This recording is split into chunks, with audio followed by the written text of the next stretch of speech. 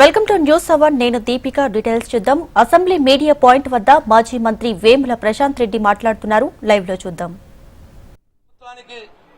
జవాబు లేక ఈ ప్రజా సమస్యల పరిష్కారం దిశగా వాళ్ళకి ఆలోచన లేక వాళ్ళకి ఎక్కడ ఇబ్బంది అవుతుందో అని చెప్పి ఇవాళ అసెంబ్లీలో మా గొంతు నొక్కే కుట్రలో భాగంగానే ఇవాళ అనవసరంగా ఒక వివాదం బయటకు తీసుకొచ్చి ఏమీ లేకుండా ఉన్నది అన్నట్టు చిత్రీకరించి ఇవాళ 4 గంటల పాటు ఇవాళ అసెంబ్లీని వాయిదా వేసినారు.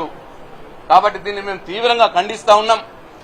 తప్పకుండా మీరు అసెంబ్లీలో మా గొంతు నొక్కితే ప్రజాక్షేత్రంలో మేము మిమ్మల్ని నిలదీస్తాం, ప్రజా సమస్యల పట్ల పోరాడతాం, ప్రజల వైపున ఉంటాం, రైతుల వైపున ఉంటాం, మా ఆడబిడ్డల వైపున ఉంటాం. తప్పకుండా మేము పోరాటం చేస్తాం. నేను ఈ సందర్భంగా ఇప్పటికైనా ఈ ప్రభుత్వాన్ని నేను డిమాండ్ చేస్తా ఉన్నా, వీడియో స్క్రీన్ మీద చూపియండి మా జగదీశ్వర్ రెడ్డి గారు ఏమన్నారో. మొత్తం అఖిలపక్షం ఆల్ ఫ్లోర్ లీడర్స్ పిలవండి మీ ఆఫీస్లోకి, మీ ఆఫీస్లోనే చూపియండి, ప్లే చేయండి. ఒకవేళ జగదీశ్వర్ రెడ్డి గారు ఏదైనా తప్పు మాట్లాడుంటే అవి రికార్డు నుంచి తొలగియండి. లేదు మా సభ్యుల్ని ఆదేశించండి, మీరు విచారం వ్యక్తం చేయమని మేము రెడీగా ఉన్నాం.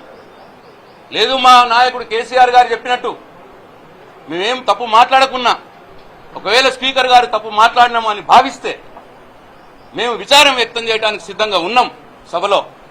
దయచేసి సభను మొదలు పెట్టండి. మా సభ్యుడికి జగదీశ్వర్ రెడ్డి గారికి మళ్లీ అవకాశం ఇవ్వండి. ప్రజల పక్షాన సమస్యలు ప్రస్తావించడానికి ఒక ప్రతిపక్ష సభ్యులుగా మేము సిద్ధంగా ఉన్నాం. మాకు అవకాశం ఇవ్వాలా, మా గొంతు నొక్కద్దు అని చెప్పి నేను మరొకసారి ఈ ప్రభుత్వాన్ని నేను డిమాండ్ చేస్తా ఉన్నాను. జై తెలంగాణ.